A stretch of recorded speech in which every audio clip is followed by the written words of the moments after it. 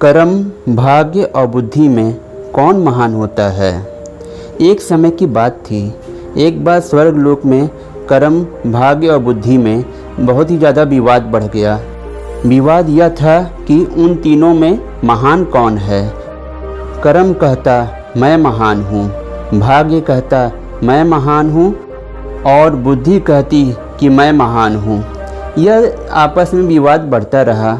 तो उसी समय वहाँ से नारद जी गुजर रहे थे।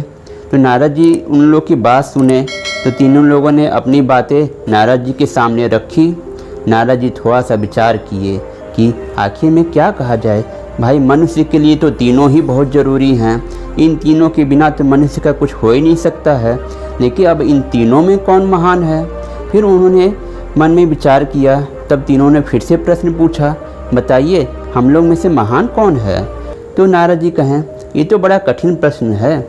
ऐसा है कि तुम लोग मृत्यु लोक में कोई प्राणी खोजो और उसके पास एक एक हफ्ता तुम लोग रहो। जिसके रहने पे उस मनुष्य का सबसे ज़्यादा विकास हो वह महान है, और जिसके रहने पर उसका विकास ना हो वह कम है। यह बात के लिए तीनों लोग राजी हो गए।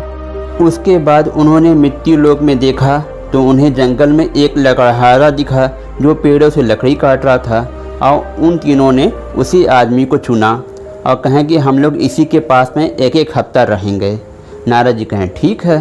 कहें कर्म ने कहा सबसे पहले मेरा नंबर आएगा, मैं नीचे जाऊंगा और देखिए मेरे जाते ही इसका कैसे विकास होगा, ये कितना मैं इसको अमीर बना देता हूँ। नारद जी कहें जाओ भाई। कर्म जैसे ही उस लकड़हारे के अंदर में घुसा, प्रवेश किया, उसके शरीर में अपार शक्ति आ गई और वह रोज़ से ज़्यादा लकड़ी काट के गिरा डाला। लेकिन जब शाम को लकड़ी को लेके जाना हुआ तो वह इतनी लकड़ी को कैसे लेके जाए, उसको तो समझ में ही नहीं आ रहा था। तो उसके हाथ में जितनी लकड़ी आई उतना बीना और उसके बाद बाज़ार में गया, बेचा और उसी से अपना आजीविका चलाने लगा।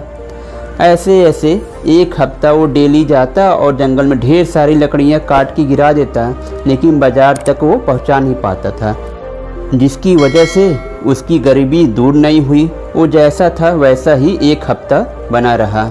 उसके बाद उसके शरीर से कर्म निकल के चला आया। अब उसके बाद सब लोग कहे लो कर्म आ गए, ये तो नहीं अमीर बना पाए। तो भाग ने कहा कोई बात नहीं, देखना मैं जाता हूँ, देखो कितना उसको मैं अमीर बना देता हूँ। साथियों, क्या भाग्य आके उस लकड़हारे को अमीर बना सकेगा? आइए इस वीडियो में आगे देखते हैं।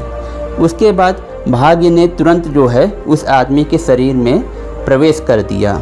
जैसे ही भाग्य आया उसका भाग्य जग गया और तुरंत ही उसकी एक बहुत पैसे वाली लॉटरी लग गई और उसके पास ढेर सारा पैसा आ गया।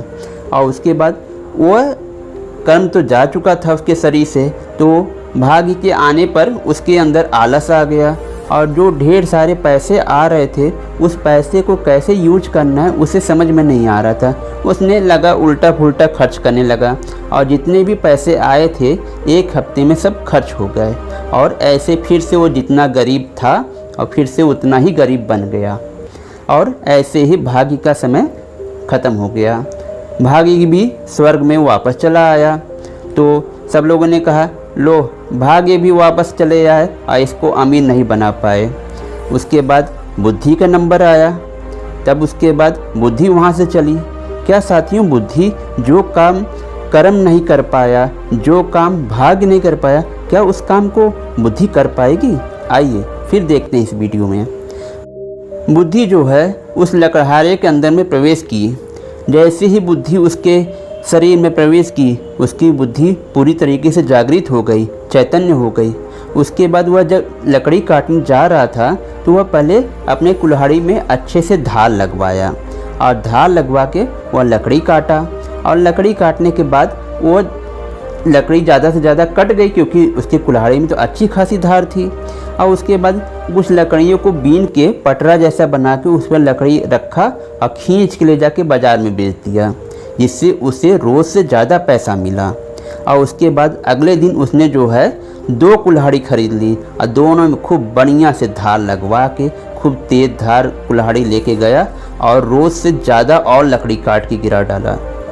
और उसके बाद उन सारी लकड़ियों को पटरे पर रख रख के रस्सी से खींचना होता था और आराम से खींच के लेके वो चला जाता था बाज़ार और उसको बेच देता था।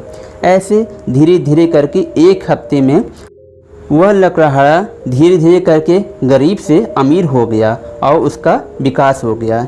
इस तरीके से बुद्धि भी एक हफ्ते उसके शरीर के अंदर रही और वापस आ गई। फिर स्वर्ग में सब लोगों ने जब देखा कि बुद्धि के आने से उस लकड़हारे का इतना विकास हुआ, तो फिर अपने आप भाग्य और कर्म ने कहा बुद्धि है तो सब कुछ है, क्योंकि हम लोग गए लेकिन इसका विकास नहीं कर पाए। लेकिन बुद्धि के जाने पे इस लकड़हारे का विकास हुआ। उसके बाद भाग्य और कर्म ने खुद स्वेच्छा से स्वीकार किया कि बुद्धि आप महान हो। साथियों, इस तरीके से तो यह मेरी कहानी यहीं पे समाप्त हो जाती है। साथियों, सही है, अगर बुद्धि रहती है तो कर्म भी साथ देता है और भाग्य भी साथ देता है। लेकिन अगर बुद्धि ही नहीं है तो कर्म और भाग्य रहने पर भी मनुष्य का कभी विकास नहीं हो सकता है, क्योंकि सही विकास बुद्धि ही कर सकती है। सही ज्ञान, सही रास्ता सिर्फ बुद्धि ही दिखा सकती है और कोई नहीं दिखा सकता है। साथियों, इस तरीके से मेरी कहानी और मेरी बात यहीं पे समाप्त हो जाती है। उम्मीद है आपको पसंद आई होगी। साथियों, अगर पसंद आई हो तो मुझे कमेंट ज़रूर करिएगा कि आपको यह मेरा वीडियो कैसा लगा। मैं आपके कमेंट का बेसब्री से इंतज़ार करूँगा। साथियों, एक छोटी सी बात, मेरे इस वीडियो को ज़्यादा से ज़्यादा लाइक करिए, सब्सक्राइब करिए और बेल आइकन को ज़रूर दबाइए, जिससे मेरे आने वाली कहानियों की नोटिफिकेशन आपको मिलती रहे। साथियों, अब आप मुझे इजाज़त दीजिए, मैं फिर एक अगले वीडियो में मिलूँगा। तब तक के लिए नमस्कार।